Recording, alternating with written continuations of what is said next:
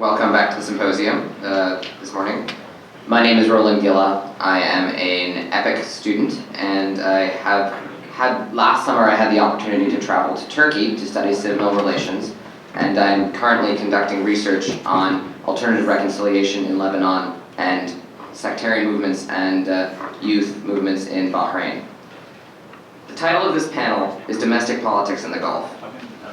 Since the Arab Spring, democratic movements have risen up throughout the region, but have mostly been absent in the Arabian Gulf, including Saudi Arabia, Oman, Qatar, Kuwait, Yemen, United Arab Emirates, and Bahrain. Having said that, this does not mean they lack a democratic will, but face unique challenges in pushing for democracy. The Gulf countries are primarily monarchies, in which members of the ruling family also serve in ministerial positions. They are also blessed, or cursed, with enormous oil wealth, which enables them to massively finance their interests in the region. Saudi Arabia, the region's largest and richest country, is marked by Wahhabism and has a significant amount of influence in the rest of the region.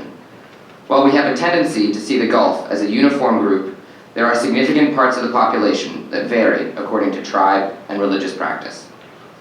Even within the Gulf Cooperation Council, the GCC, there are strong differences between and within each country. Today, the Gulf is opening up, with Saudi Arabia becoming a major business center, Dubai growing as a destination for tourism, and the World Cup being held in Qatar. We will have to see how continuing uprisings in Bahrain, instability in Yemen, and the US's rapprochement with Iran will alter calculations within the Gulf.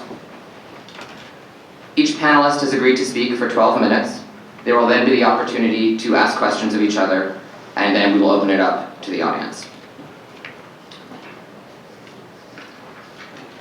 Our first panelist is Dr. Frederic Wehrey. Frederic Wehrey is a senior associate in the Middle East program at the Carnegie Endowment for International Peace. Prior to joining Carnegie, he was a senior policy analyst at the RAND Corporation. In 2008, he led a strategic advisory team to Baghdad, focusing on post-surge challenges in support of multinational forces in Iraq. Wehrey is also lieutenant colonel in the U.S. Air Force Reserve and has completed tours in Turkey, Uganda, Libya, Algeria, and Iraq, where he earned the Bronze Star in 2003.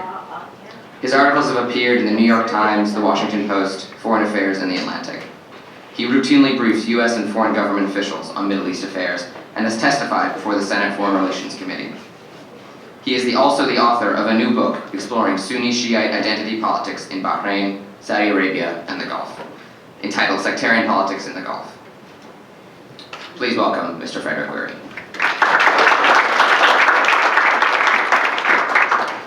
Well, thanks so much for the kind introduction. I'm delighted to be here. Thanks to Tufts University for organizing such a comprehensive forum. I want to start out by way of introduction, going back to something Professor Norton said last night about the impact of the Syria war on this region, that it may well be the most consequential development in terms of reshaping politics in this region. And I want to focus specifically on the spillover effect of the Syria war inside the Gulf states. The Gulf states, of course, are major actors in Syria now, but they are not insulated from the blowback effect of their involvement in that war. And I do want to focus on the ways that that is happening sort of under the radar, and specifically talking about this issue of sectarian tensions. Sectarianism, of course, in the Gulf is not a new phenomenon. It's a major part of political and social life. The Shia-Sunni split exists. The Shia in Saudi Arabia are 10 to 15% of the population. In Bahrain, 70%. In Kuwait, perhaps 30 to 40%. When you go to the region, you typically get this sense that sectarian tensions, the mobilization of sectarian identity, is something that was brought from outside the region into the Gulf. Usually as a result of Iran's incitement, or as the result of a spillover from the Iraq War or the Syria War. That's only part of the story. And more importantly, I think when we talk about Shia-Sunni tensions, it's important not to conflate symptoms with root causes. Unfortunately, President Obama did this in a speech before the United Nations General Assembly when he talked about Bahrain, and of course you'll hear it from an active participant in that crisis, when he attributed the violence in Bahrain to sectarian tensions. The violence in Bahrain is really the result of misgovernance, a demand for democracy. There are these deeper structural factors. We can say that sectarianism is really the symptom of those structural factors. And then later on in a New Yorker article, President Obama said if Iran were to stop its policies of sectarian incitement in the Gulf would be able to establish a greater equilibrium. So again, blaming it on an external factor rather than looking deeper into the roots of Sunni-Shia tensions into the Gulf. These tensions are deeply woven into the political fabric of individual states. They're a result of uneven access to political and economical capital. You find them in virtually every field, government bureaucracies, especially in the security sector. And this is a huge issue in Bahrain, where the regime has imported Sunnis from outside the country to police its citizens as part of really a coup-proofing strategy. Clerical establishments, the legal field, provincial development, land ownership, and so on, are all impacted by sectarian discrimination. Now, if we want to look at the rise of tensions, when did this really start? We can go back, I think, to the turn of the millennium, when a number of regimes in the Gulf, Bahrain and Saudi Arabia, made promises toward reform. There were promises of an elected parliament. Those promises never really amounted to much, and they left a younger generation of Shia, particularly in Bahrain, embittered about the fruits of that reform experiment. Young activists feel that they are shut out of the social compact. They're deprived of access to economic opportunities, political capital. They're instilled with a sense of otherness, and this creates sectarianism. But more importantly, we have to look at how sectarian identities are instrumentalized and invoked by elites. And I think as students of the Middle East, you all know that identities in this region are very fluid. They can be manipulated, and we have to look at how that is happening in the Gulf context. We see this especially in the case of Bahrain and Saudi Arabia. This is not a new phenomenon. It was used, obviously, in the wake of the Iranian Revolution. It was used again during the Iraq War, but it really reached its apogee in the wake of the 2011 Arab uprisings, when these Gulf regimes were confronted with what were essentially broad-based movements for change. And if I'm a Gulf ruler, what's the best way to confront that broad-based movement? To divide it among itself, to play Sunni and Shia off against one another. To portray the monarchy as really the glue that is binding these societies together. And this is a very subtle narrative, I think, that plays out in places like Bahrain and Saudi Arabia. That were it not for the monarchy, these countries would go down the path of Iraq or Syria. So again, the deliberate use of sectarian tensions as a ruling strategy is very important to understand in this region. We also have to look at the explosion of social media over the past 15 years. Coincidentally, the rise of social media has been parallel to the rise of sectarian tensions. The impact of Twitter, Facebook, YouTube has meant that conflicts in one part of the Middle East echo, they reverberate. And people that are watching these conflicts are not mere participants, are not mere observers, but they're participants. So sectarianism has been inflamed by social media. Social media has lent the most vitriolic and in some cases extreme voices on sectarianism. It has given them a platform that is disproportionate to their actual constituency or support. What does all this mean for U.S. interests? And I'm encouraged to see that there are so many future naval officers in the audience, and this issue will be a concern to you in the future, given our presence in Bahrain. Again, I think U.S. officials should see sectarianism in the Gulf as a symptom, really, a wake-up call for the necessity of meaningful reform that could stave off more serious challenges to the monarchy down the road. Now, with respect to Syria, I think sectarianism is an important part of the new breed of Salafi jihadism that is being brewed in this conflict. We know that sectarianism is deeply embedded in the DNA of jihadism. And what is happening in Syria, the way that the Syrian conflict has become such a magnet for jihadis around the region who are drawn by this sectarian conflict, what's that going to happen when they return? We don't know. And I think Gulf regimes are playing a very dangerous strategy in terms of walking a fine line between tolerating this discourse, tolerating volunteers going, trying to manage what's happening. With regard to actual U.S. And Western interests, again, in terms of our core interests, it really revolves around the Fifth Fleet in Bahrain. And I think we'll hear later about the nature of opposition dynamics in that country. For many years, the Shia opposition in Bahrain did not associate the U.S. presence with the crackdown, with the Al-Khalifa. That is changing. There's a newer generation of Shia activists who are increasingly, I think, targeting the U.S. We may see greater threats to the Fifth Fleet. So again, whether and how this nascent anti-Americanism evolves into a more serious threat against U.S. interests depends on how the U.S. is perceived as a neutral broker in Bahrain. Let me just conclude with some observations. Again, I think when we look at the Gulf and we look at the region, sectarianism or Shia-Sunni identities have always coexisted along a host of other affinities. National identity, ethnic, tribal, local, urban. Understanding how and why these identities rise to the fore is a complex task. We need to look at the role of institutions, or the absence of institutions, the agency of political elites in stoking sectarianism, the impact of media, and then the impact of external events in the region, the Iraq War, the Syria War now. But I want to end my presentation again with a plea for looking at local factors.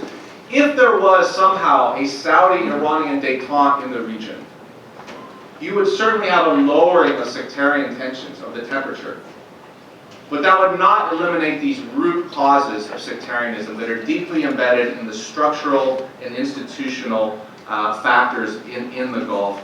And that, I argue, is where we should focus our efforts in terms of meaningful political and social reforms. And I'll close there. Thanks.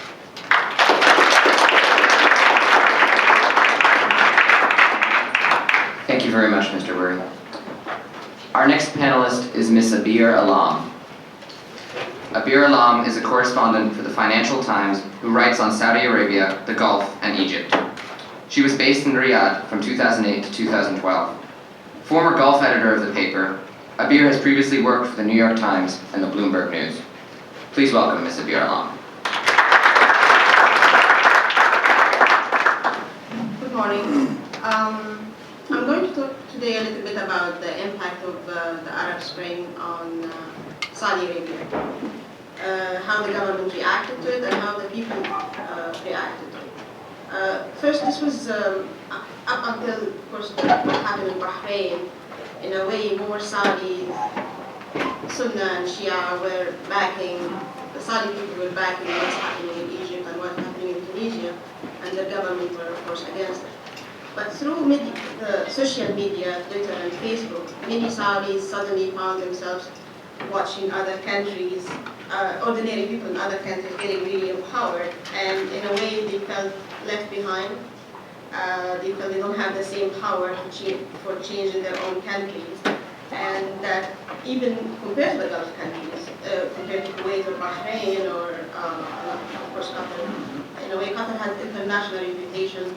It has active foreign policy that Saudi Arabia didn't have the same thing, but they felt that they're just left behind, and every other country is ahead of them. So Twitter and Facebook have turned into the Saudi street. So they met there, and they were like Sunni and Shia and liberals and conservatives, to vent their anger against the government, to declare their support for Arab Spring or for the full Egyptian government, the Tunisian government, which the Saudi government, of course, didn't support. What this did to the Saudi population is just suddenly ordinary people had power that they never had before. Only the clerics had this power. Only the clerics were having the because they had the mosque, they had their tribal affiliation and elephants. They always had the reform calls came from the religious, from the cleric. But suddenly, just a businessman or a student or had the same power through his Twitter account. So they had like millions of people or thousands of people coming into Twitter and Facebook supporting causes like constitutional monarchy, which is not new, but it's new that's coming from ordinary people, not from the religious establishment, or not the religious establishment, or some clerics that used to, I mean, they call themselves reformists, but there's an argument over that. But anyway, so the government at the beginning, of course they were shocked, like all of us, because of the demand. They wanted the freedom of expression, they wanted like due process, they wanted to codify the Sharia law. So the government gave in at the beginning. They started, I think Prince Khaled, who was the Makkah, he's the governor of Makkah province. He met many bloggers and he talked to them about what they want and what they think of Saudi Arabia. They really want like economic reform, they want housing, they want to see more transparency. And this went on for a while. Then of course the king in February and March, he decided, now then, like the Saudi way, first they talk to people, then they give them money. Then after that, they see who's still resisting, usually they end up with president.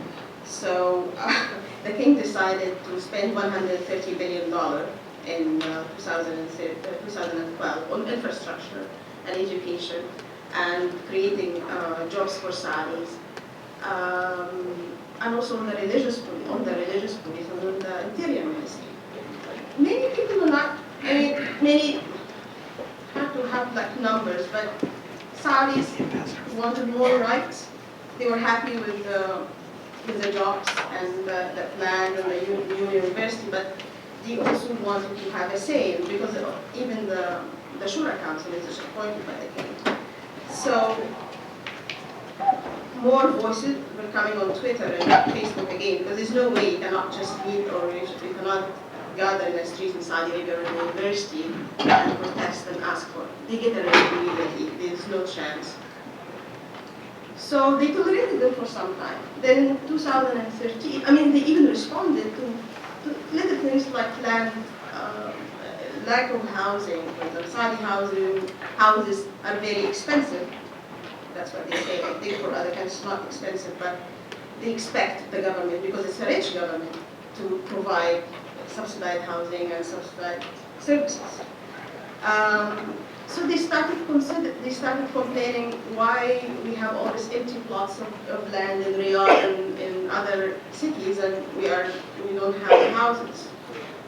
We want to tax these lands. So most of the land, of course, is owned by very influential businessmen, but more importantly, royal family members. So the government responded.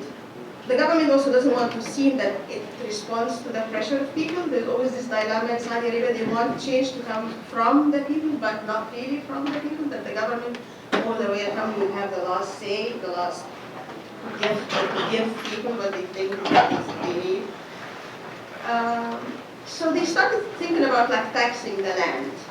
And this is a big issue. I mean, maybe in other contexts not really important, but in Saudi Arabia, to tax the land owned by the royal family, or members of the royal family, or influential businessmen, this is the big deal. So in a way, this was a response to pressure from ordinary people. It's not about making things more religious or having more restrictions in universities or something like that.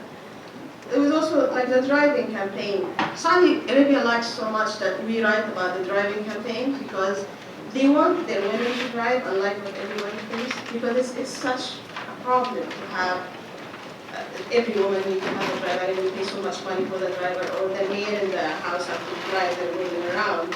But of course, there are words from the religious establishment, or the conservative from the religious establishment.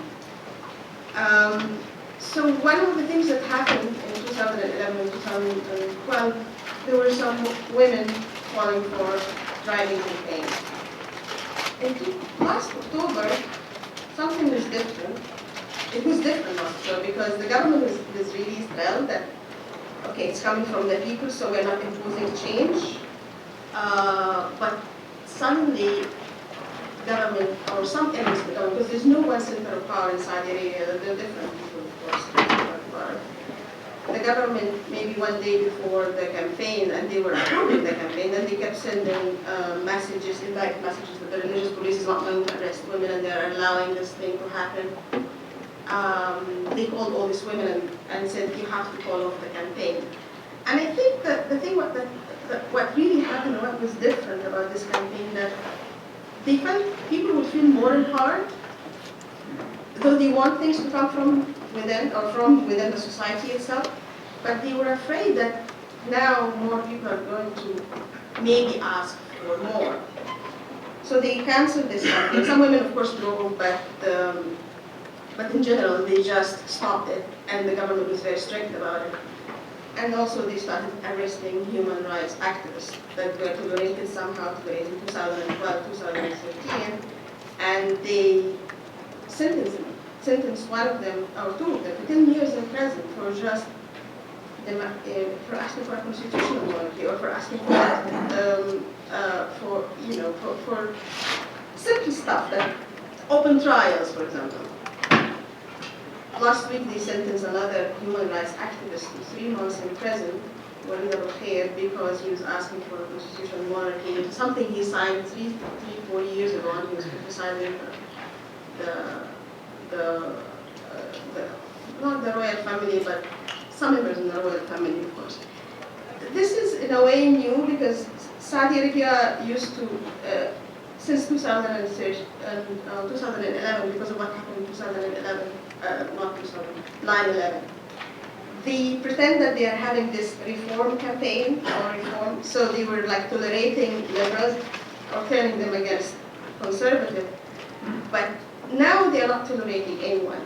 In a way, they just feel that they are more empowered, and if they responded to any pressure, people were just going to ask for more because of the Arab Spring. And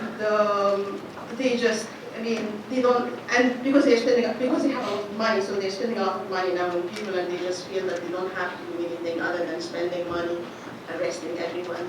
So many of the bloggers that used to write freely in the past 10 years, especially in the past 3 years, now are being called to interrogation every week, every 2 weeks, why you're writing this, or why you're supporting this, why you're demanding for that. So they're just creating an atmosphere of fear that you just cannot write whatever you want anymore.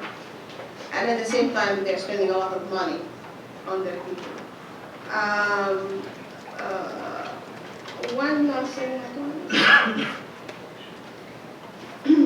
I think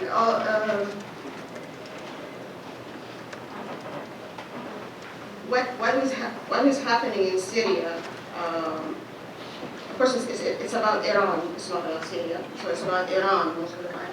But the impact of the Sectarian, how they handle the Syrian issue is just the eastern province, they have mostly Shia, but they used to have a really good relation in the past maybe 5-6 years. The relationship with the government improved a little bit. But because of what's happening in Syria, and because the government allowed their writers to write really negatively about the Shia, and allowed things on Twitter, allowed certain people to write that Shia are infidel and we should just kill all of them, and this was written in official newspapers.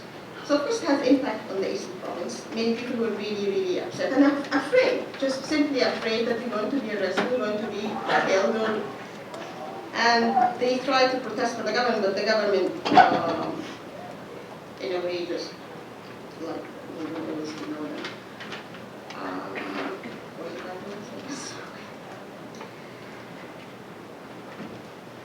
One last thing about the Shia-Sunni thing that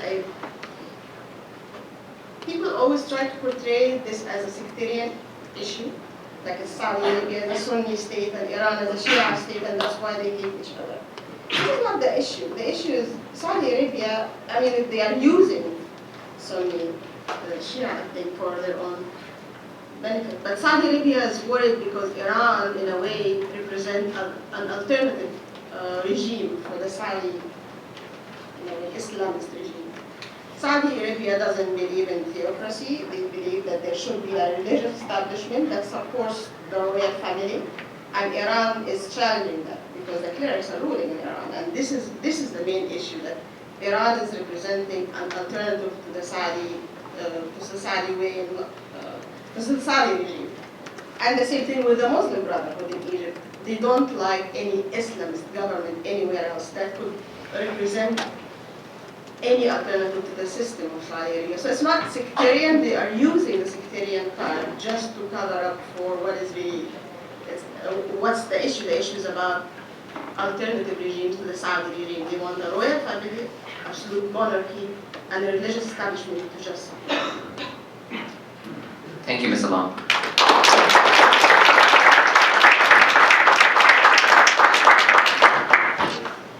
Our next panelist is a guest from Bahrain. Mr. Matar Ebrahim Matar is a well-known political activist who served as Bahrain's youngest member of parliament, representing its largest constituency. In February 2012, along with 18 members from his al-Wefaq political party, he resigned from parliament in protest of the Bahraini regime's crackdown on pro-democracy demonstrators. During the February 14th uprisings, he encouraged youth participation and informed the media and foreign officials of ongoing developments, actions that later made him a government target. Mr. Matar continues to speak out on behalf of the pro-democracy movement in Bahrain, testify and author articles and book chapters on prospects for democratic reform in Bahrain. Mr. Matar was also awarded the Leaders of Democracy Award by the Project on Middle East Democracy in 2011. Please help me welcome Mr. Matar.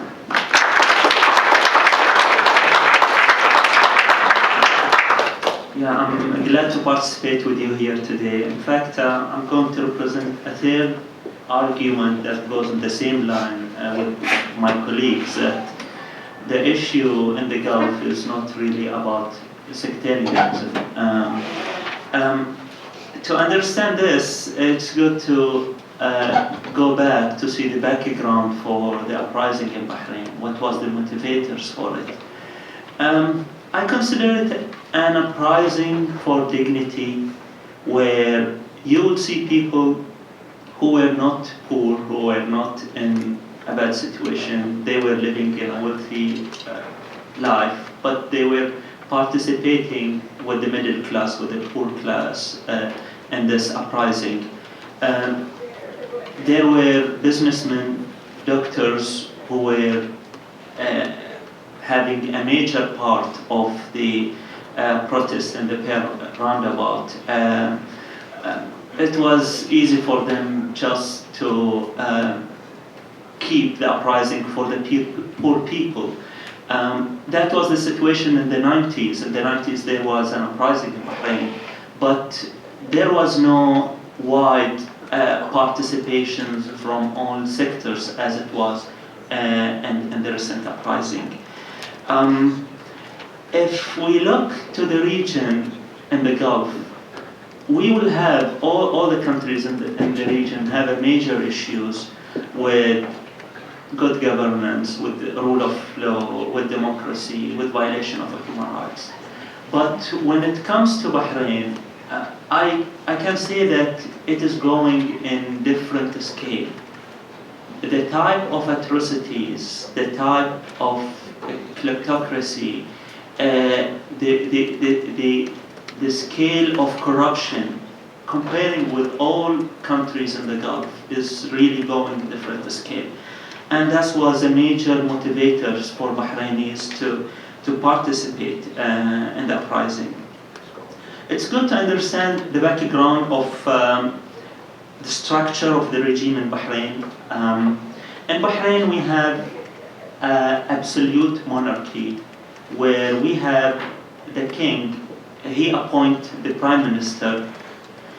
We have elections in Bahrain, but this election does not have any impact on the executive cabinet. So it is appointed by the king, and we have a prime minister who served for more than 40 years. He is the longest serving prime minister on earth, and he is still in his position. The king is the head of judiciary system. He appoints all judges. The king appoints all the upper house. We have two chamber. We have the lower house, which is elected with a wide gerrymandering in the elections, and we have the upper house totally appointed by the king, which have equal power. There are two major problems with the kind of leverages that the king have. One of them is the citizenship. The king of Bahrain have the right to give the citizenship to anyone for no justification. Anyone can get the citizenship without spending any time in Bahrain. And if it is about incident to provide the citizenship for intellectual people, it will be fine. But what happened that this leverage that the king was having, it was used to change the demography of the country, where we will see a huge change in demography by naturalization process went in systematic way just to change the demography, where you will find the Shia are majority, to change it to make them a minority. For me, I don't consider the issue is really about the Shia are majority. If Shia does not exist in Bahrain at all, I feel we are going to face exactly the same problems. So there is no problem with the regime in Bahrain to have a really very harsh crackdown against Sunnis if they will uprise and call for basic rights. So another issue is with the land. The king have the right to give public lands to anyone without a justification. Again, the king can use this leverage to provide lands for charity, for humanitarian needs, for example, for civil societies, or for things which are not related to conflicting interests. But what happened is that on wide range, King of Bahrain was giving the lands to specific elites, to a network of a businessman and VIP, to build kind of a shield to protect the current policy. If we see the issue of lands in Bahrain, there is about $50 billion the price of these assets that have been distributed to VIPs and members of the ruling family. $50 billion may be nothing for Kuwait or for Saudi Arabia, but it is really too much for Bahrain. It represents about 10 times of our expenditures in our budget for 10 years. And it represents about 10% of our land. So if there is a problem with issue of lands in Saudi Arabia or in Kuwait or in Qatar, the impact of this problem is really different in Bahrain because it is a very small country. When it comes to the rating of Bahrain, how the observers look into Bahrain, Bahrain is considered as I said, authoritarian regime with absolute monarchy. Based on index of democracy, it is an index produced by the Economist Intelligence Unit. They are considering Bahrain as one of the worst 25 countries around the world. It is the most declining country in their index in 2012. Bahrain went down by 21 steps. The second country in this index, it was Russia. It went down by 11 steps. So even there is no competitor to Bahrain. They are the most declining country without any competitor. It is not just this. Bahrain is an authoritarian regime. Can you imagine if you are already in the bottom of this ranking? How can Bahrain have this capacity to decline while they are already in the bottom? It is not just this. The second year, the Index of Democracy, 2013, Bahrain again is one of the most declined countries. This can give you an idea how things are deteriorating in this Bahrain. That's why I'm saying that the situation in Bahrain is really different than even the other GCC countries. For example, by the way, Oman and Qatar, they don't have elections, but their ranking in this index is better than Bahrain. When it comes to Freedom House, you will find that Bahrain is considered as non-free country, and it comes as the third worst country in the Middle East. It comes after Syria, Saudi Arabia, then Bahrain comes after them. It is one of the most 5 countries were declining from 2009 to 2014. But with all this situation, US government is calling the regime of Bahrain partner. It called the regime of Bahrain strategic ally. It chose Bahrain to have the 5th fleet. In fact, for me in the opposition, I don't have a problem with this, but I would like it to be with the Bahraini people, not with the Bahraini regime. I would like to see US government is having a strategic relation, considering the people of Bahrain strategic ally. And I think we have the capacity to do so, to have such kind of relations.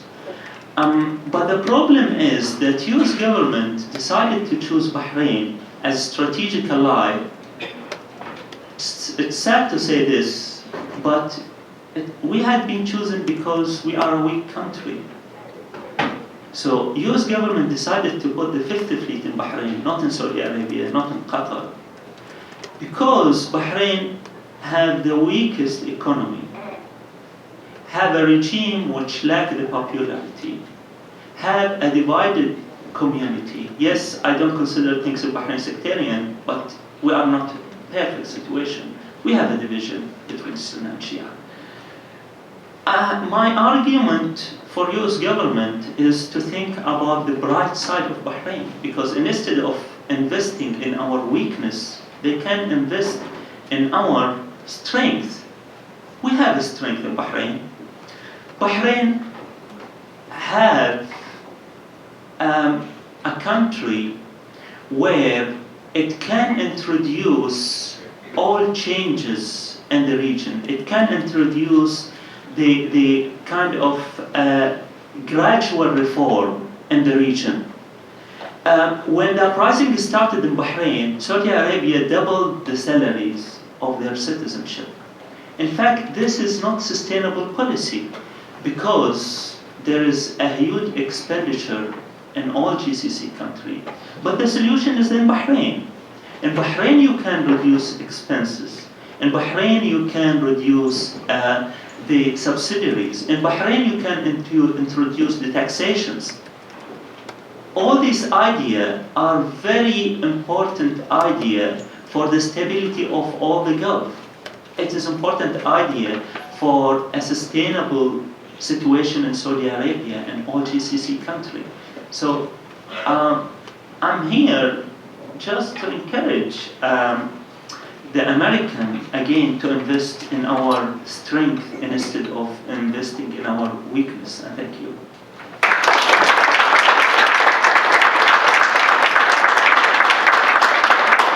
Thank you, Mr. Matar. Our final speaker is Mr. Sami al-Faraj. Sami al-Faraj was educated at the Kuwait Military Academy and at the universities of Kuwait and Cambridge, the Fletcher School, and Oxford. He is an EPIIC from 1987. He heads the Kuwait Center for Strategic Studies, which he established in 1998 as the first independent think tank dedicated to the study of Gulf strategic issues. He is also one of the most senior strategic analysts in the Gulf, having had a hands-on-the-job approach to real-life strategic problems. He has been giving advice to foreign policy and security agencies in Kuwait and the GCC nations ever since the Iraq invasion of Kuwait in 1990. He presents Strategic Interpretations, a weekly program on Kuwait TV dedicated to the analysis of current strategic issues of the Middle East. Please welcome Dr. Sami al-Faraj.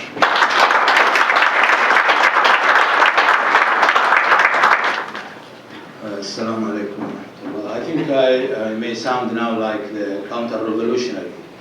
So, in comparison with my colleagues' presentations. So I warn Chairman Teichmann to order his troops not to dim the lights anymore, please. Make my presentation. We have a laser out here, Sami. Well, in February, I met one of my old school chums. I think he's still retarded, but he asked me, revolution, there is a revolution. So my response was the title, revolution. What revolution? What are you talking about? You know, we are in February, March is coming, spring, and after that we will sleep it over. Then we start the longest vacation in history, 3 months plus, for all Gulf youth. So who's willing to actually stay in the Gulf and really create a revolution? And maybe in October when the weather is better. That's exactly the case in Kuwait. You know, they go to demonstrations after 6 p.m. It's school, actually. The first year they went on vacation in the summer, exactly, like I said. I'm not going to be more sarcastic, but I actually responded to my colleague by saying to him, are you brain dead? Couldn't you see, the writing on the wall? Actually, in the case of Kuwait, the foreign policy establishment in Kuwait started, organizing something different for the Arab nations, and that was, something called economic summit. We're not going to talk politics, but to talk economics. We talk about creating jobs in our neighboring countries, in all the Arab world, actually from Oman to Morocco. But the fact of the matter is most of these governments gotten the money, whether from the Kuwait fund, whether Saudi fund, whatever fund, World Bank, and stashed it. And that's the reason why they fall, actually, especially in Egypt, especially in Tunisia, and the same threat is posed to the other. So we went from that funny encounter between me and my retarded friend into actually saying, why don't we put a yardstick by which we would see whether these things or these situations in the Arab world apply to the Gulf states. And that is what we came with. Nice presentation, yes? You can do it the other way. So, the first thing is that everybody here talks about, or majority of people I see, they talk about the Gulf states or the resiliency of the Gulf states or the Arab monarchies as we are called, including Jordan and Morocco, basically are based on, with regard to us, based on money. But where does Bahrain have money? Where does Oman have money? So the question must be something different. We came with a study in February. By the end of February, we had a yardstick to measure things, to measure situation. I am sorry to say that, not revolution. And this does not apply just to the Gulf states, but please, bring me, you have in your vision as Americans something like the Federalist Papers, that there is a vision of the state we want. There is a vision of the rights and duties. There is a vision of the foreign policy establishment, the treasury, the role of the armed forces, democracy, whatever. There isn't. If you collect all the papers written by the so-called revolutionary leaders in all the Arab countries, and including in the Gulf, you would not fill a school, what do you call it, notebook or folder. You can't. And perhaps today, after the fact, they say, oh, we made a mistake. But the fact of the matter is that the youth in the Arab world were not prepared, or the leaders of the revolution were not prepared. And this applies to the Gulf. So this is one factor. There is not a vision And that's why it is easy for Mr. Sisi to replace, to sit. Now you blame it on Sisi? No, it's vacant. When a seat is vacant, somebody comes and sits. That's exactly what happened, and this is what we don't want. I don't belong to the people in the street running, true, but I tell you about the case of the Gulf. I think the strongest opposition in the Gulf is the embedded opposition in the Gulf. This is found, you know, when you take the Saudi monarchy, the Saudi monarchy had the first palace coup in 1960s, Prince Talal and the other three princes. So the move actually to correct the regime started in the 60s, before even the so-called republics, Arab republics, which I think they are worse than monarchies. If monarchies are bad, in your view, they are worse. I mean, consider Saddam as a president of the republic, or Gaddafi, or Hafiz al-Assad, or Bashar al-Assad. Compare them to any Arab monarch, well, it's a picnic, you know, to be in a prison with an Arab monarchy. However, let's talk about what is important thing. Not that I have been to prison to know, but I'm just imagining. It doesn't take much to imagine. I think I put that not hoping that Roland will give me time to really explain everything, but for you actually to reconsider all of these things. The first and most important thing is that a Gulf state is a tribal coalition, a grand tribal coalition. Where when somebody talks today and I say, oh, where does he come from? I do not really consider what he's saying regarding social justice or whatever. So the majority, it happened in Kuwait that a tribal coalition called Matar. So if I look at him and say, oh, doesn't he come from all the enemies of Kuwait? No. This is not a revolution. This is somebody who is trying to grab my interest and therefore the counter move does not come necessarily from the royal family. It comes from the people. And I'm telling you that because I am a person who descends from 400 years of Kuwaiti history when we established that. So there are, checks and balances in these with regard to what we have, what we want to keep, and how we're going to progress. It doesn't mean you deny people who have been naturalized in the Gulf yesterday, in the 70s, like in the case of Kuwait, or in the 70s also in the case of United Arab Emirates, but no, it isn't a slow burner, a back burner. Let's just talk about that. The most important thing in the Gulf when you talk about the models, there are two models actually. The most extreme, autocratic extreme, is the Saudi model. The most liberal is the Kuwaiti model. Now, if you look at the evolution of the Gulf since the year of the Constitution in Kuwait in 1962, are we going in the direction of the Saudi model or the Kuwaiti model? No, it's the Kuwaiti model. This is a fact. When you talk about even selected Majlis Shura, it is a selected, okay, but it represents today the best and the brightest. From 1975, the Saudi monarchy put a council of ministers after the assassination of King Faisal that constituted PhDs.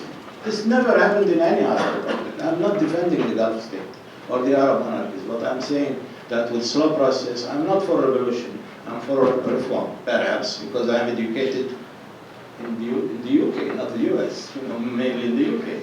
So I am quite conservative with regard to that. Slow pace. When you talk about tribes, division, you talk about the national character. The national character of Kuwait is that we sit and I disagree with I have 3 Kuwaiti colleagues here, and I disagree with them. Then, bye, see you later, and that's it. In other Arab countries, no, they may get into prison, they may get whatever. I mean, we enter for instance, the borders of other Arab countries, not necessarily Arab monarchies. Actually, you see in Arab monarchies today more freedom in the press and in the media, because we control the media. It's a question of demand, and the power, the financial power we have today. But are we using these powers within our reach actually to spread authoritarian regimes? And actually, nobody stood to the Libyans, to the Syrians, the shooting of the Libyans, the Syrian, Ali Abdullah Saleh in Yemen. Nobody came with a solution for this so-called revolutionary movement except us. Without us moving, they could have been slaughtered by scarpees, not by guns. They used to use guns and prisons You know, recently we saw scat bees, which you really fear, the Israelis fear everybody. They were using them against their people. So when you talk about are we good, are we better, I'm saying to you, reconsider the resilience of the Gulf state and the Arab monarchies in one important thing, that the ruling families, or whatever today developed out of the ruling families, the type of opposition within the ruling families, the fight against corruption within the ruling families, are actually the most efficient movement we have today in the Arab monarchies. The other thing is the Arab monarch consider himself to be, you know, prominent among, you know, equals. This you could see in the social customs also. And when you bring somebody like, you know, Saif al-Islam al-Gaddafi and compare him to a young Arab sheikh, I mean, you cannot compare him. This Arab sheikh is basically forced not even to respond with regard to criticism he receives to his government, to his people, to his family. There, they just shoot. Saddam Hussein used to shoot whoever opposed him, just like his father. I think they liked shooting in that fact. So basically, we don't have that culture of shooting. That's one important thing. And then the other thing is that one important thing about the Gulf states is that they know their location, their geography, and their history. What do you want Kuwait to do when it's surrounded by Saudi Arabia pulling, Iran pulling, Iraq pulling? What is the result? You know, torn jacket, I guess. Everybody is pulling. And therefore, what we say today is that you have to consider the location. You have to consider the history. You have to consider the demography, the population. You talk about changing a Gulf state, in the state of a state. We had discussion a few days ago. What is the state of a state if the people of that state are only 15% of that state? There are 202 nationalities in these Gulf states. So who shall we give the right to vote? Everybody? Do you apply that to, you know, the immigrants in the United States who do not have you know, residency or citizenship? You don't. Nobody does that. However, we are actually under pressure from the international community to do things that are not going to, you know, to maintain our stability. I think, you know, the case. I'm not even saying that the jury is out about the fate of the Gulf state. No. I am confident that we are solving our problems, and I think the Kuwaiti model will spread, the Saudi model will shrink, and it is for the best of Saudi Arabia itself and for other Gulf countries. Today, you cannot imagine what Saudi youth talk about if you sit with them. I sat with them just a year ago in a hotel provided by the Saudi government. And they were talking about, you know, changing the monarchy into a constitutional monarchy. Imagine such discourse in Egypt in the presence of Mr. al-Sisi today, or Mr. Morsi yesterday. It doesn't happen. Gulf states can really absorb the shocks. And that is why they are resilient. They can absorb, they can lead, they can come with decisions.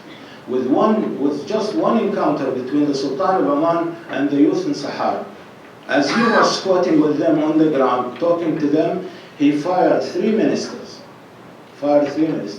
In the case of Kuwait, for the first time in the history of Kuwait, the head of state replaced the prime minister. Totally. Because of the demand, because he cannot keep him, maintain him. So there is really good sense of and feel of the people and how to respond. I'm not saying they are like, we have the checks and balances of the House of Congress or the House of Westminster. But according to our culture, our nature, you know, national character, history and demography, that's the best we could afford today. Thank you very much.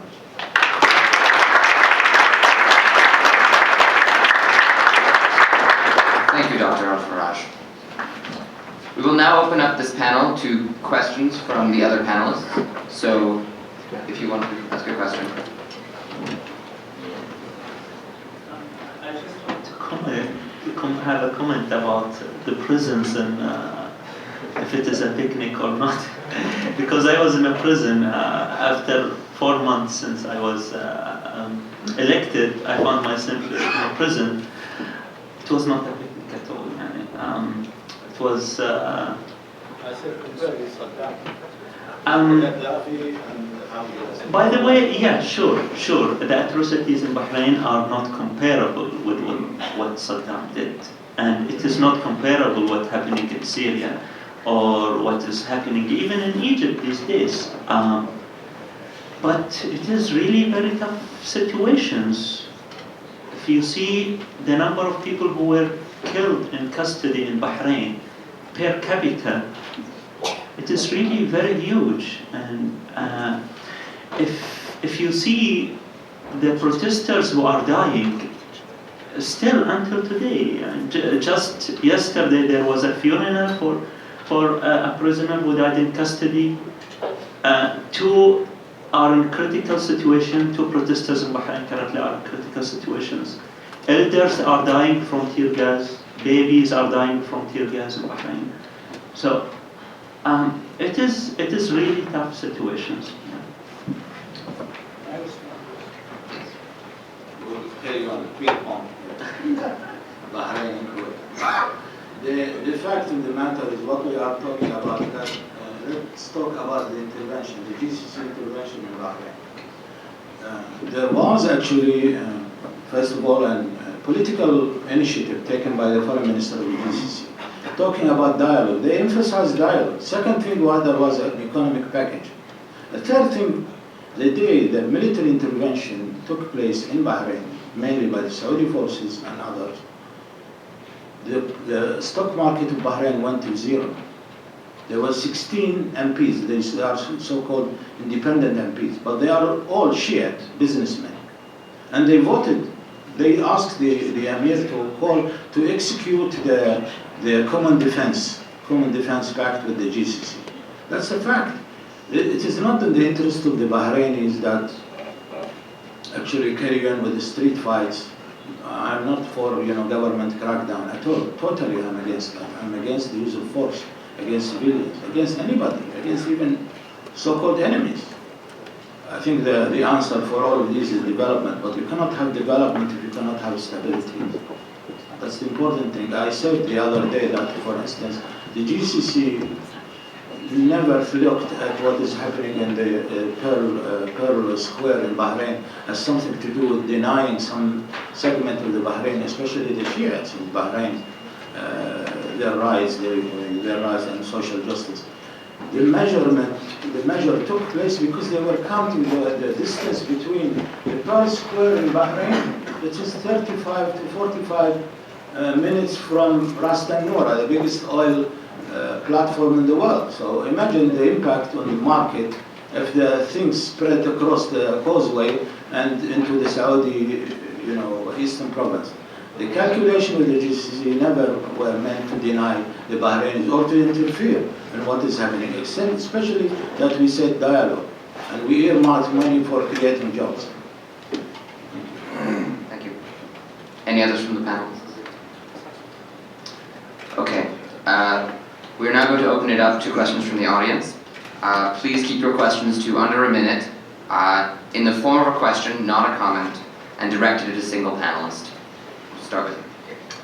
Hello, I'm Ian McCary from the US Naval Academy, and this question is for Dr. Wehrey. Sir, I was curious as to your opinion of how the US should implement its foreign policy in the Gulf region when there's conflicting American interests, such as economics and military interests, with American values of democratization and maybe long-term stability. No, that's a key question. I'm actually trying to write something on that very issue with Daphne Rand that we heard last night, where she brings a wealth of experience in this from government, and I'm sympathetic to this tension, but I think it's often an artificial tension in this notion of idealism versus realism. And I think in our conversations with the Gulf, in our policies, we need to offer reaffirmation that we are there, we're committed to their external defense, but increasingly we need to define security for them in a holistic manner and argue that if you want to stave off threats down the road, you need to implement reforms now. You need to stop kicking the can down the road. read Secretary Gates' memoir. I mean, his conversations with the Bahrainis, his famous quote, "Baby steps are not enough." He was talking about removing the prime minister as a solution. So, again, when I interact with people at the Pentagon, on the Navy staff, I mean, they're sympathetic to this issue that if we want to have access in the region, we need to adopt, greater reform. So I think eliminating that dichotomy between is it a realist or an idealistic foreign policy, the threats in the region increasingly are being blurred. I mean, there's unconventional threats from cyber terrorism, piracy. Again, the nature of opposition in these countries, we don't know what's going to develop down the road. The fact that these Shia youth did march on Jufair, I think was very worrisome. If you look at a map of Bahrain right now, the no-go areas for U.S. personnel, it's most of Manama. I mean, it's hunkered down. And again, going back to the point, we've hitched our star to this regime, and yet it's rapidly declining. How much longer are we going to tolerate that? There's a very good study I recommend from a scholar at Brookings who looked at options for moving the Fifth Fleet. And I've argued that if things get worse, we need to have a contingency plan to move that base, to take some of its capabilities offshore, to move it to other places. It can be done. It's going to be hard. Thank you. Good morning. My name is Amjad. I'm a Jordanian student in the USR Law College. In fact, when we talk about sectarian issue in the region, it came as a result of international and regional influence in the region. People, they used to live with each other for a long time without this issue. This issue is emerged recently. And for the Arab Spring effects on the people, I think the problem, now everything is blaming the regime and the governments. Is there a question in this? Yeah, I'm going. I have 1 minute. So, in my opinion, the problem sometimes with the people, not with the regimes. Because the people, they want everything from the government. Look to the United States, look to Israel. The people, they came from different religion, from different ethnicity, but they are loyal to their government, to their countries. Our people, some of them, their loyalty cross the border, go to other countries. My question to Ms. Allam, what procedure that must be taken from all segments in the region to mitigate the sectarian issue, to avoid the potential war as a result of sectarian? Thank you. I disagree with you a little bit on that the people are the problem, not the governments, because the governments do use a sectarian issue whenever it's convenient for them. And they support it, and their own newspaper, their own TV, they allow certain people to come out and say really demeaning stuff about other sects, like in Saudi Arabia, for example. There's a considerable Shia population, but because the Saudis are always worried that something might happen from Iran, so they keep the very extremist clerics on their pocket in a way, or they support them, but they don't support them. They need their support whenever they want to make a problem with Iran, or whenever they want to rally support against Iran or any other country. So it sometimes gets out of control, like what happened in Syria. They saw what was happening on Twitter and Facebook and Saudi newspaper. Everything about Syria has turned into a sectarian or a Shia versus Sunni. And they saw this happening, and they encouraged it, and they didn't do anything about it. And of course, thousands of Saudis, I don't know how many thousands, went to fight in Syria, went to rescue their Sunni brothers. And now the Saudis are concerned, and the Interior Ministry is very concerned about this now, because they're trying to in a way, call all those clerics, ask them to calm down and not to talk about this issue in a sectarian way. But it's a little bit too late, They cannot just pick and choose when to use the sectarian issue and to just turn it off. They cannot do this. And governments are responsible for this, not the people. Thank you. Hi, my name is Vinod and I'm from the Singaporean television. My question is for Mr. Allam. I would like to know how do you think the US's alliance with Saudi and how it's likely to influence domestic change in Saudi Arabia in terms of human rights and other things? Because what I see is a little bit of divide between maintaining a strong strategic alliance and putting pressure in terms of allowing for more changes in the human rights ring. And what do you think this is likely to change? I don't think the Americans ever had exerted any pressure on Gulf countries, especially Saudi Arabia, when it comes to human rights. Their relationship with the Saudis are based on military cooperation, intelligence cooperation because of Al-Qaeda, and the Saudis, of course, are very important in this. And oil. It was never about human rights. They write, of course, a yearly report about human rights violation, but there was, or they talk to them behind closed door, which doesn't work most of the time. But in the past 2 years, or the past year, there were so many Saudis that perfectly peaceful activists that were just demanding for more change, demanding for more accountability. They are sentenced to 10 years in prison, 15 years in prison. Very young people are banned from traveling for maybe 1 or 2 years, including journalists who were just tweeting a court session. And I mean, what the Americans are doing about it. They know that, I mean, they need the Saudi to buy their weapons. And the Saudis are buying a lot of weapons from the Americans. They need the Saudi because of oil. They need the Saudi because of terrorism.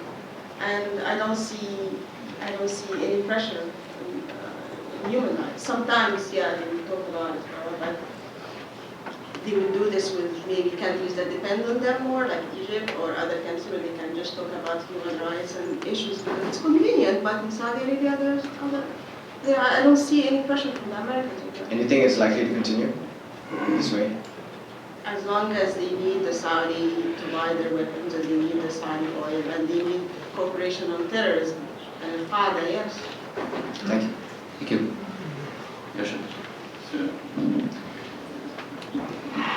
I'm Awad from US Army War College from Saudi Arabia.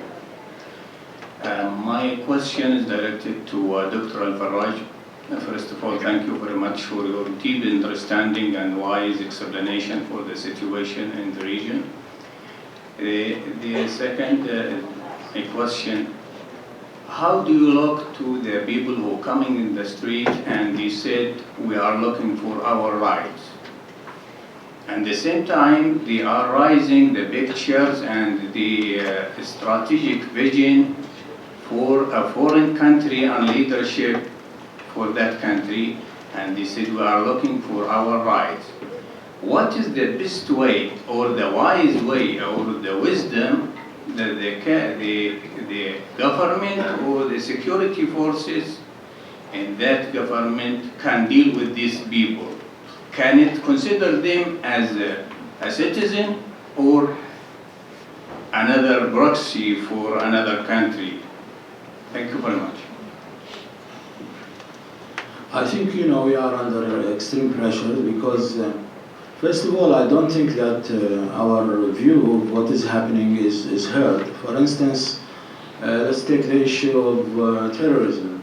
We are more afflicted by terrorism than any other nation. In recent months, if you count the so-called mujahideen or so-called martyrs in Syria from Saudi Arabia, the biggest actually supplier of humans for the Syrian war effort as Qaeda, Jabhat al-Nusra, as ISIS, the Islamic State in Iraq and Syria. They come from Muhafazat, means governorate of Qasim in Saudi Arabia. The first city is the city of Breda. So where is the threat? The threat is in our back, it's in the midst of the Saudis, it's in the back of the Bahrainis, the Emiratis, whatever. Whatever you think of a way of life, an American way of life, depending on, the smooth movement of people and capital and goods, they are anti all of this. When you talk about adding to the pressure on us as security, I'm not talking about myself, as security forces of the Gulf to counter such threat in our midst, to add to that actually to go into checking demonstrations. When I say checking, it's different than, actually trying to curb the demonstration with violent means.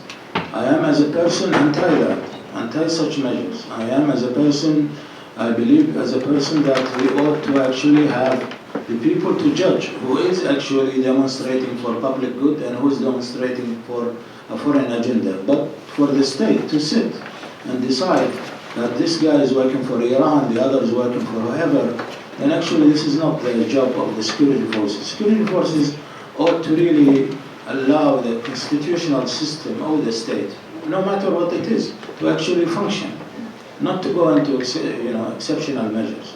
That's what I think the Gulf state ought to do. Thank you. My name is Jackie and I'm a member of this year's EPIIC Colloquium, so I'd like to first thank you all for being here this morning. My question is directed to Mr. Matar. I was wondering if you could briefly speak about the reasons behind the loyalty of the security sector in Bahrain to the monarchy, as well as the Saudi military involvement in putting down the pro-Iran uprisings. When it comes to the security in Bahrain, I give the credit for the Bahraini Sunni because the regime in Bahrain couldn't use them to be part of the crackdown. They are part, and they are Shia part. When I was in prison, they are Shia who were part of the guards there, but the government was forced to go for foreigners to use them in the crackdown from Pakistan, from Syria, and from Yemen. And when it comes to the Saudis were not involved in direct confrontations with the protesters. So I was gathering all kind of violations and monitoring the situation. I didn't face cases which show kind of a systematic role in repression or in kind of systematic role for excessive force, for example. I think the entrance of Saudis were having kind of giving the support for the Bahraini regime to keep them confident that they are controlling the situation. And it is kind of a political role more than it is a role on the ground. Thank you. Hello, my name is Barzan. I'm from the Kurdish delegation. My question for the Ms. Allam. So some Syrians believe that if they uprise against the monarchical rule, then they think that it would not bring about turmoil for the region by itself, but it may split Saudi Arabia for the several parties. So what do you think? Do you think the modification of the monarchical rule split Saudi for the several parties, for the several countries? Most of the Saudis inside Saudi Arabia who want reform, they don't want to get rid of the royal family. Some certain Saudis outside Saudi Arabia, some Islamist opposition, Saudi al-Faqih, based in London and other places, yes, they want to get rid of the royal family. But most Saudis, they want to reform the royal family. And they think it's just too much that the Prime Minister and the Deputy Prime Minister and maybe most people in the government position are from the royal family. So mainly for them, they want to keep. How do you want to get rid of the royal family? They want to keep this. I don't think so. No, I'm not asking you that. You ask that some of this. You believe that you want to ride the monarchy. This is my perspective because I've talked with some of the Saudi Arabia. They want to have modification about the monarchical role in the Saudi Arabia, but they have a frightened about split their country for the several region. So you mean you ask about the role of the royal family? Yes, actually I want to. Yes, as you know, there was actually a uprising in 2011 in Saudi Arabia, but some of the people, they do not want it because they believe that they may be thrown in their country as well as like their country might be split into several parts. So I want to get your perspective as well as a citizenship of the Saudi Arabia. Do you think if one day Saudi Arabia uprised, like a Saudi people uprised against their monarchy role, that their regime may cause to like the split in the several countries? I don't think this is gonna happen at least in the near future. But because of several issues, Saudi Arabia is a very big country and it's divided into different regions. It's a new country, it's 70 years old, 70-year-old only. So they have Shia, they have Sunni, they have Alawi, they have Ismaili, they have different sects inside Saudi Arabia. In a way, the family, the royal family, the one that is uniting them, they don't trust each other. So that's the problem with the Saudi also. The Saudis, I don't think they're gonna unite over anything other than housing prices or something like that. Saudis don't like, Sunni don't like the Shia, they don't know them. So they will be really apprehensive if they don't have that one unified platform. So in a way, the royal family, I don't think they will be like a threat against the royal family in the near future. No. Thank you. And of course women and other issues also. My name is Alyssa Miller, and I'm one of the members of the EPIIC Colloquium this year. My question is for Dr. Wehrey. So you discussed how structural and institutional changes are necessary to address sectarian issues in the Gulf. My question is, how do you think these structural changes can be implemented?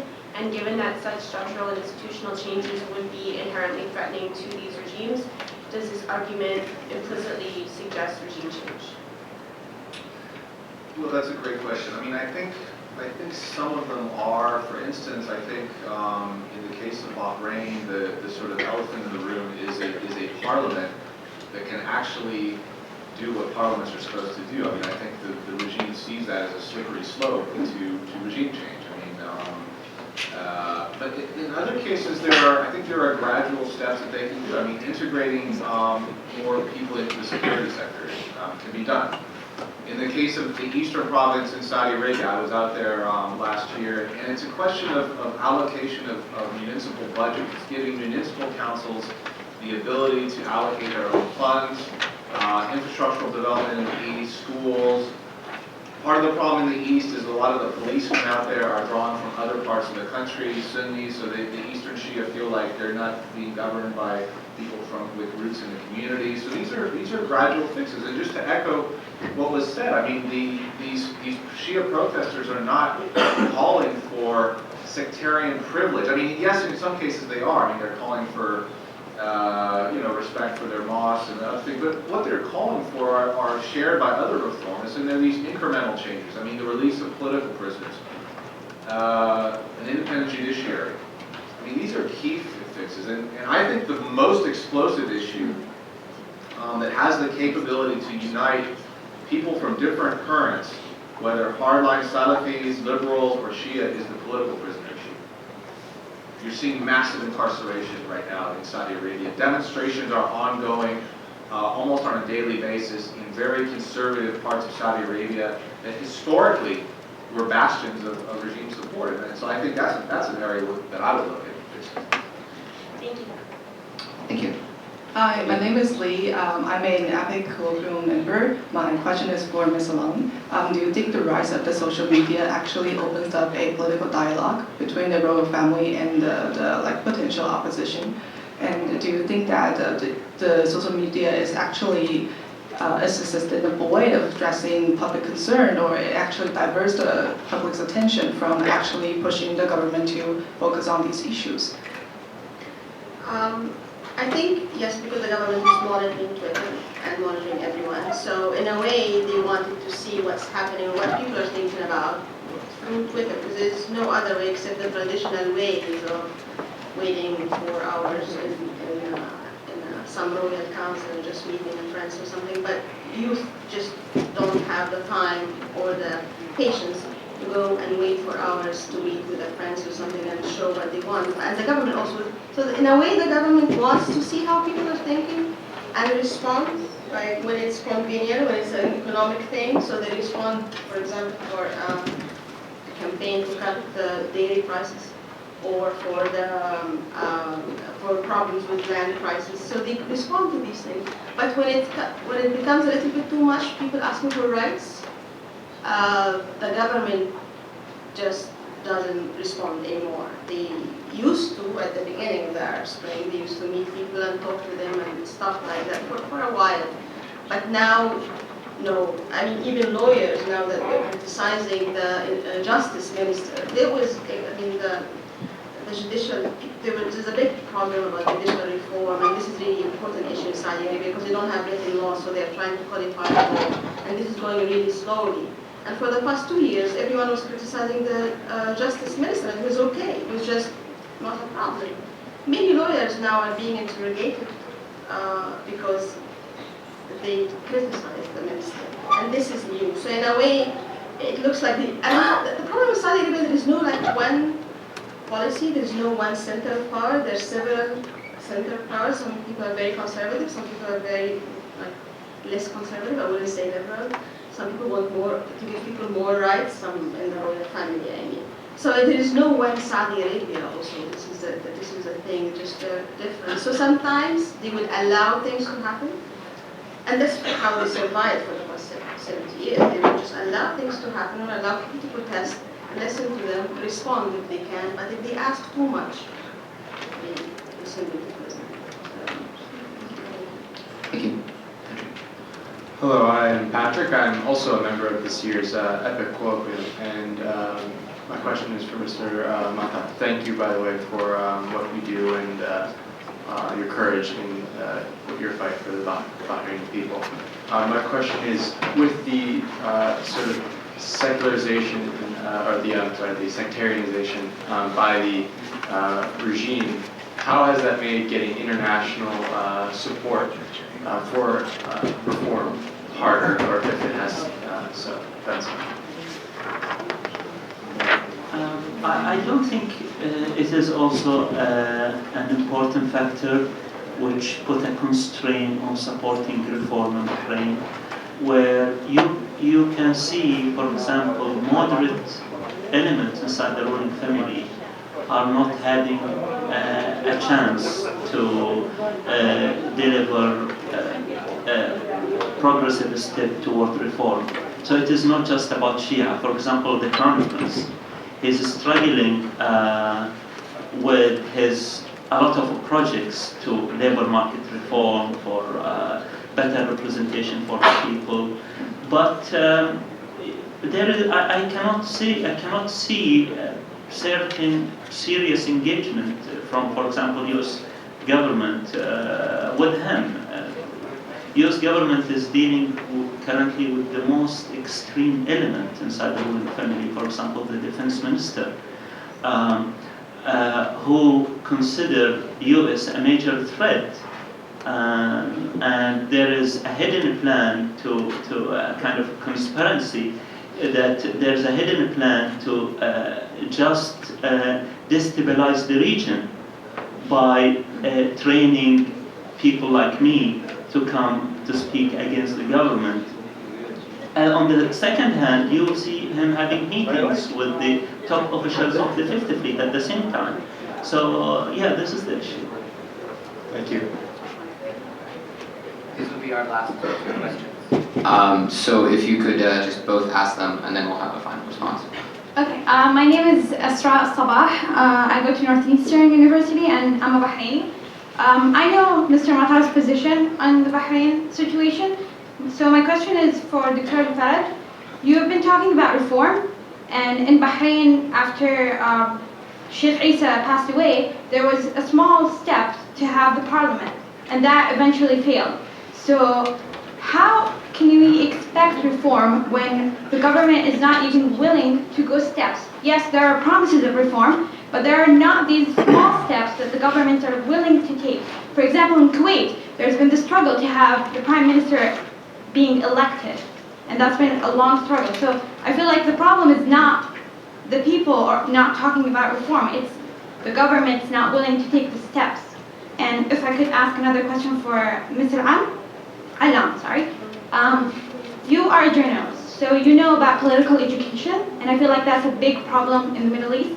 we don't have enough political education about the region. So how can we possibly fix that problem so that people can have more educated opinions about what's going on in the region? Hi, my name is Amina Taja. I go to Brown University. My question is for Dr. Wehrey.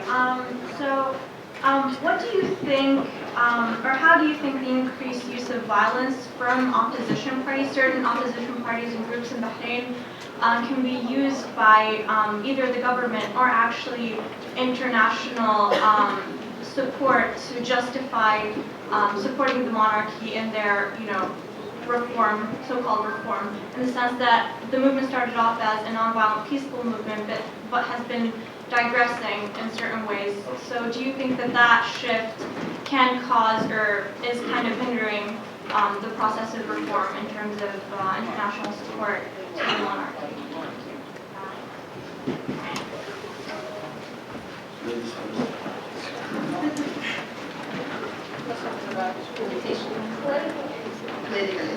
You mean about rights and... Having reforms and opinions, I feel like people know their situation and know that there's a lack of human rights. However, when it comes from clear political education or looking to the future, like there are revolutions, but we can't see to the future of how to fix that. So how can we have a political education when people don't really talk about politics within the system? We're not really, we don't have any books in universities or in our books that teach us about politics. I think, again, Saudi Arabia would be a really good example because they don't have any access to any of this, in their own education. They don't have access to philosophy and political education and stuff like that. So what the Saudis have done, and others could do, because the media, of course, is controlled by businessmen associated with the government or royal family or even the independent Arab media. There's no such thing, of course, as independent Arab media. So the Saudis just use the internet. Someone like Dr. Fahd al-Qahtani, who was sentenced to 10 years in prison 6 months ago, he was doing a great job. He's a university professor, but he was going onto his website or Twitter account and website and sending, writing about rights of defendants. People had no idea about this, and he was doing a great job. So people were just watching that they had no idea that defendants should have a lawyer and there should be like an open trial, and that the government should be accountable to the people and how it's working in other countries, that it's not against Islam, which is very important because many people still think, especially in Saudi Arabia, that a constitution is against Islam because this means that the Quran should not be the law. So he was explaining this. He did this, and other Saudi bloggers and other Saudi were just seeing what's happening worldwide, and they are very tech savvy and they are very well connected to the internet and media and other places, and they were just using the internet. I think people should just completely forget about their governments, and young people should just research and just show to others what they can do, what is happening, how a trial is being conducted in the States, or how the police is dealing with suspects, or political rights of women, or just even basic rights, not even like government. You don't have to be like in the government, but just basic rights. So I think this is the way, because government are not going to do any of that. Or what they're going to do, they're just going to educate what they need, the people. They're going to just give what they need, what we're going to serve them. Like things about business, they just want everyone to be an entrepreneur and just focus on business, nothing else. Once you have money, you'll be okay. But there are basic rights. And things about corruption and issues like that people are now more aware of, that I haven't seen like when we went to Saudi Arabia in 2004. It's totally different now. And so because of the internet,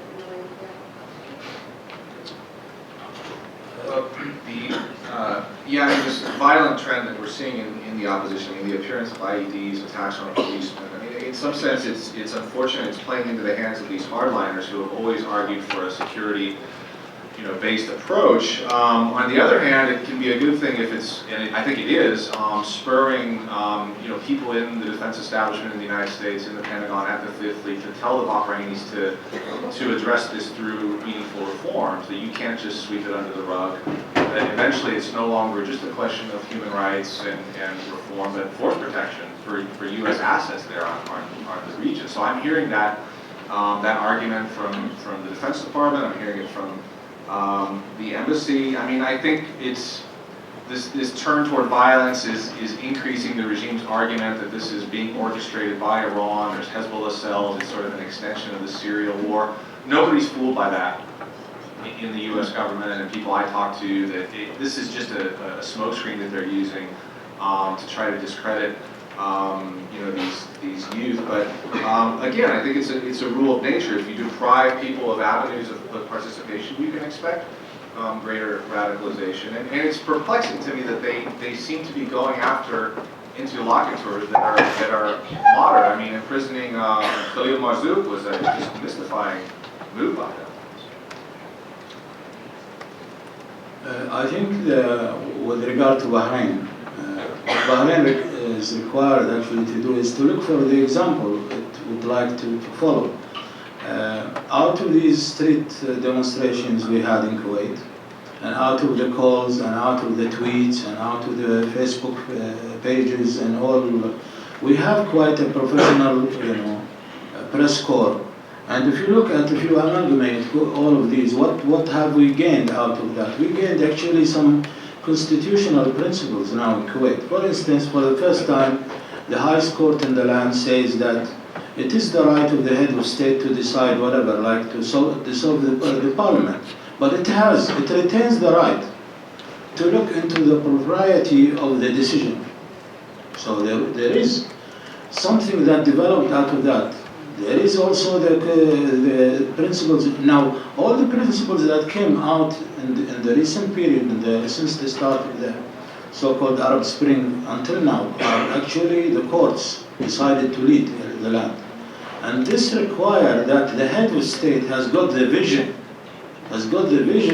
to actually allow for reform, to come from people who know. I don't think, honestly, that when I was your age, I was in the student unions and I was in demonstration, whatever. Of course, what I asked for at the time could be considered today like stupid. I consider it stupid. You are welcome to do the same. But there is something that comes with experience and age. I realize that now. And there are people, and I think I always said that the Gulf state ought to be above the individual. Above meaning, if the individual actually goes and hits you under the belt, you don't do that. You are a state. You don't do that. You use the courts. And the head of state or any minister or whatever, if he has the power to do this or that, you should not do that. You should restrain himself. Power is to restrain yourself, not to have a power to exert it against your people. Now you need people with such ability to control themselves, people with such ability to really look into the future, to look into leaving a state better after he leaves the scene. I think the Kuwaiti monarchy, if you call it a monarchy, is completely different than the others. Perhaps we see the Emiratis following in the lines because we are exposed to the same pressures inside and outside. Perhaps the Qataris one day follow us. The Omanis are quite independent. The Bahrainis are so scared that they are really stuck to Saudi Arabia. There is no other course they see for themselves. And I think that's wrong because, as I said in many different fora before, the important thing is to develop that middle class to develop business, to develop the ideas, to develop, all ideas must be really addressed towards development. That's what I see for Kuwait and that's what I see for the others, in all the Arab world. We have? Exactly. Yeah, I'm talking about... it's not just economic class. People Abeer, can you take the microphones of this?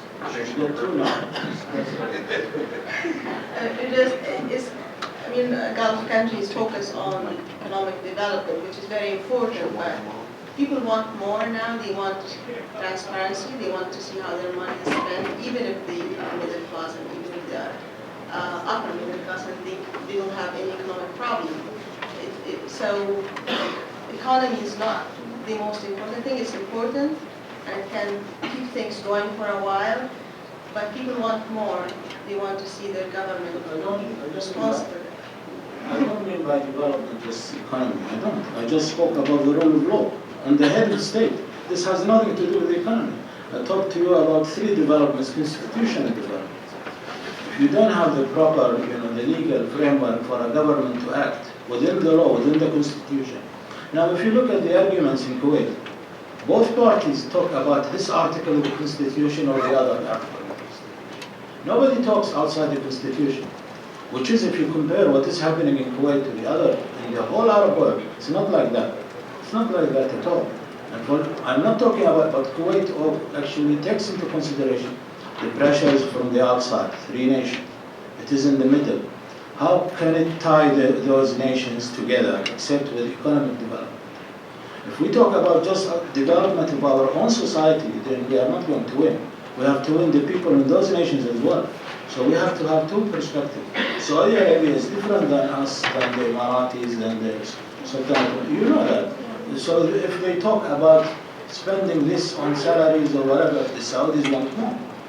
I mean, look, we all have in Kuwait families across the border. It's like, Canada and the United States.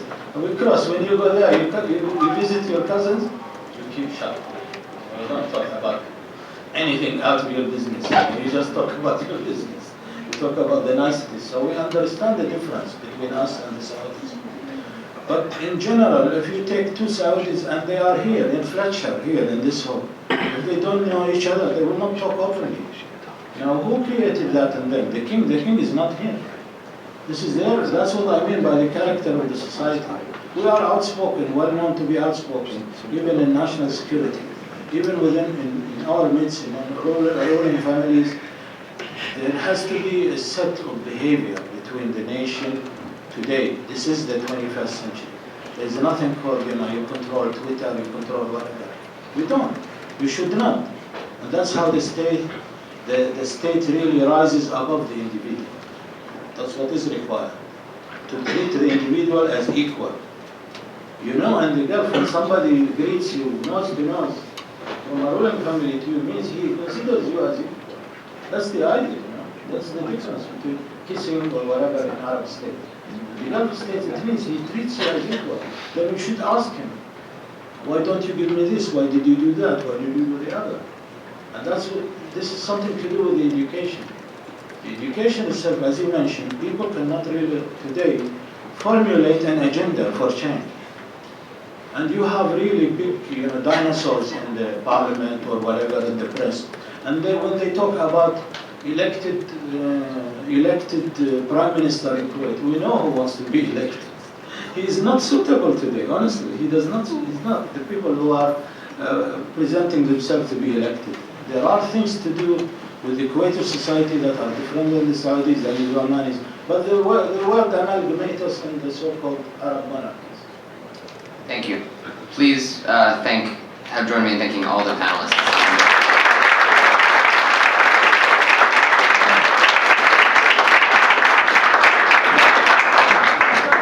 I would now like to invite up my colleague Lilly Tahmasebi, who will present the Robert and JoAnn Bendetson Award for Public Diplomacy, Mohammad Al-Salem, Al-Sabah.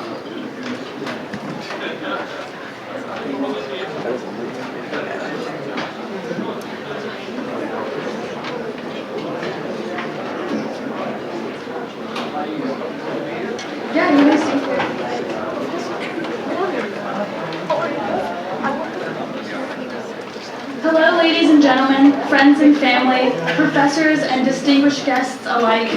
My name is Lilly Tahmasebi. I'm a first-year international relations student here at Tufts and a first-year student at the EPIIC program. It is with great pleasure and honor for me to introduce the 2014 Bendetson Award recipient, Sheikh Dr. Mohammad Al-Sabah. If I were here to stand and name all of his awe-inspiring accomplishments and positions within the Kuwaiti government, surely I would be here till tomorrow morning. However, a very enlightening conversation with our distinguished guest, Dr. Faraj, made clear to me the characteristics that separated Dr. Al-Sabah from many politicians in the region. These key traits alone deserve to be recognized with such a prestigious award, the last of which was given to the president of Iraqi Kurdistan for his work in stabilizing Iraq. An accomplished intellectual, Dr. Al-Sabah graduated cum laude from Claremont McKenna College and went on to receive both his master's and PhD in economics and Middle Eastern studies from Harvard University. Committing to education initiatives among his own constituents, Dr. Al-Sabah's endowment in the university has enabled young Kuwaitis to come to the US and study, putting his youth on the world map. His dedication to his countrymen was furthered with his principal resignation from his position as Minister of Foreign Affairs. His courage and staunch stance against corruption has won the appreciation of his peers and people alike. In addition, during his time as chairman of the board of directors in the Kuwait Fund, he transformed the organization and has distributed foreign aid that has contributed to significant social and economic advances in neighboring countries. In his 8 years as the ambassador of the state of Kuwait to the United States, his commitment to focusing on foreign relations, on development across the board, has caught the eye and attention of foreign officials everywhere. Dr. Al-Sabah, I thank you for your tireless work in developing economic prosperity, not only in your own country, but with countries in your region, and fighting corruption on all levels of government. Your dedication to all stratas of your society has humbled us, and I'm very honored to present you at this moment with the Robert and JoAnn Bendetson Award.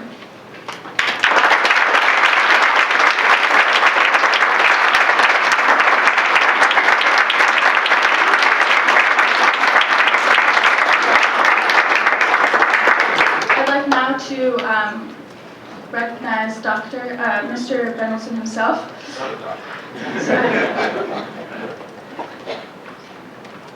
The president of our university, Tony, come on down.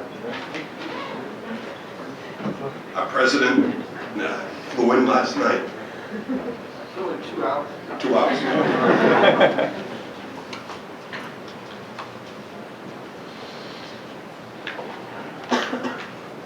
On behalf of the university, Now you gotta have it. Can't be Tufts without one. and a little something here. Also, our mascot, Jumbo. Thank you for everything.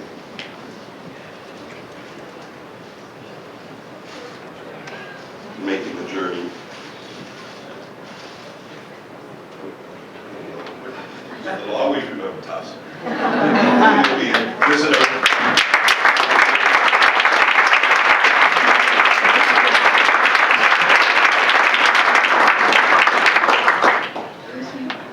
You didn't say food. No. Can I say a few words, Chairman? Thank you. Well, I feel like the Oscars tomorrow night. I don't think this is more valuable than the Oscar. Well, thank you very much. I'm truly honored and privileged to be recognized with such a distinguished, recognition and a prize by such a prestigious institution. Thank you very much, Tufts. Thank you very much, IGL.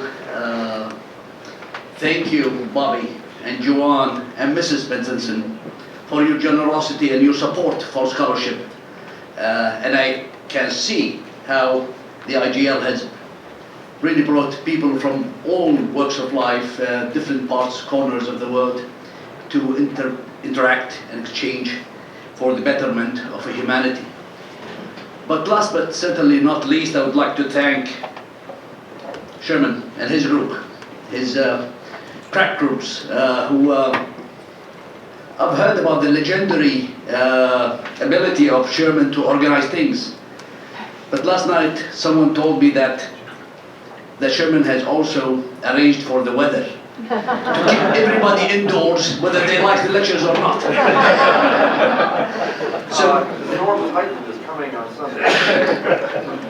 so thank you very much, and I just would like to say how over the past 2 days, these lectures have been quite valuable.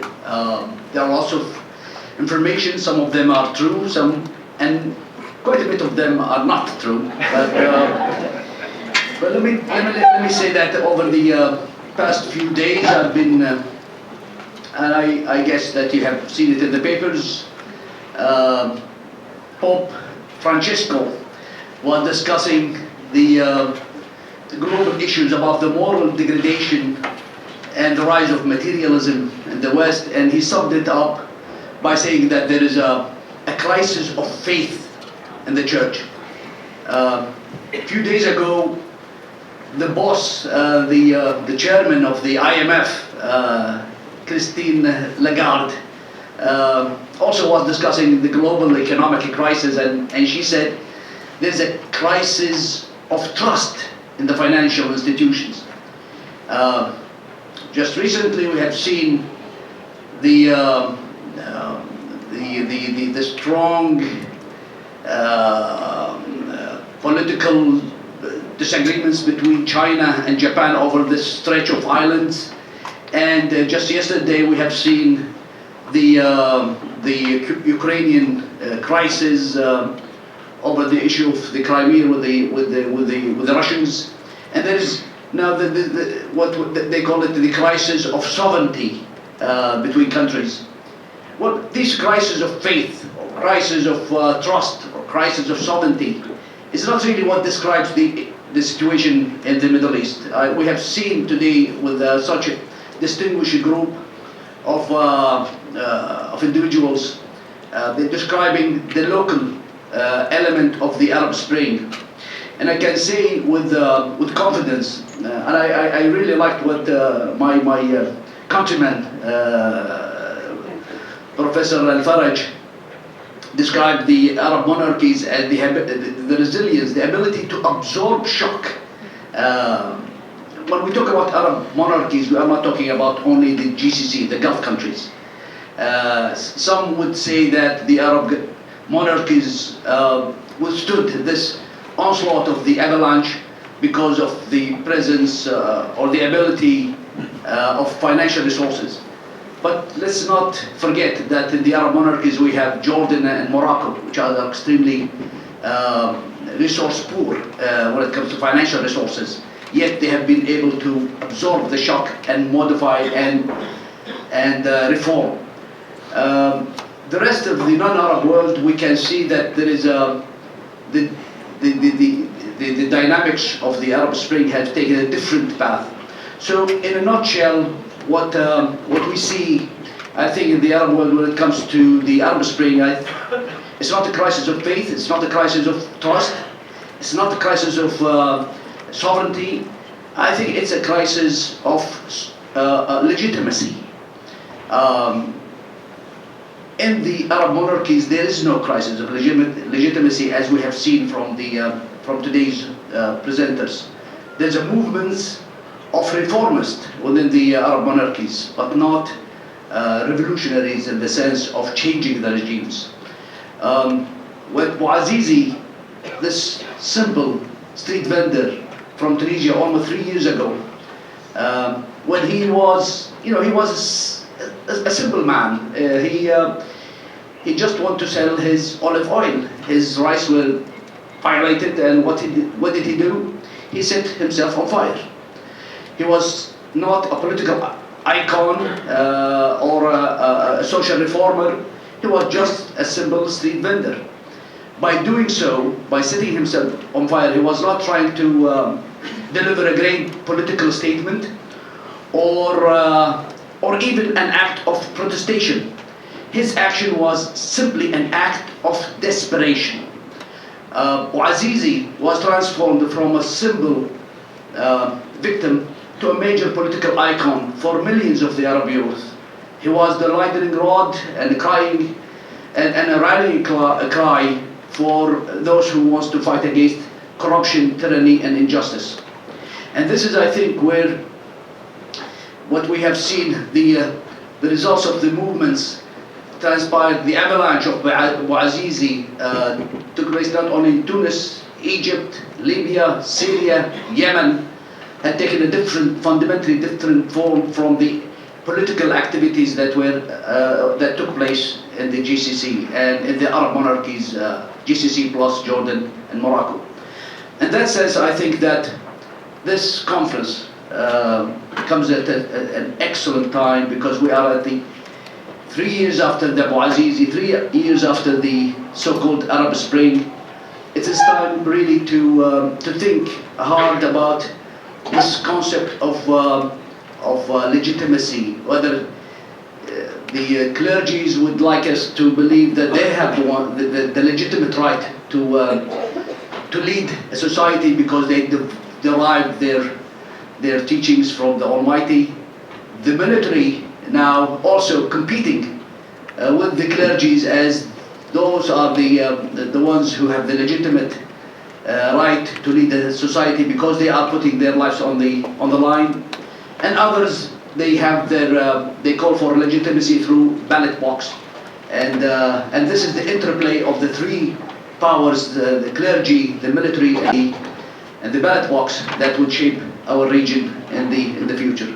Again, thank you very much for this. It's an elephant. It doesn't have a political connotation. It's an elephant. Okay, so it's a tough elephant. No. And but I would like just to correct something the beautiful young lady in reading my bio. You left out one of the most important thing in my career is that I took 2 courses from Fletcher here at this ground, so I can consider myself with pride as a Fletcher alumni as well. Thank you very much indeed.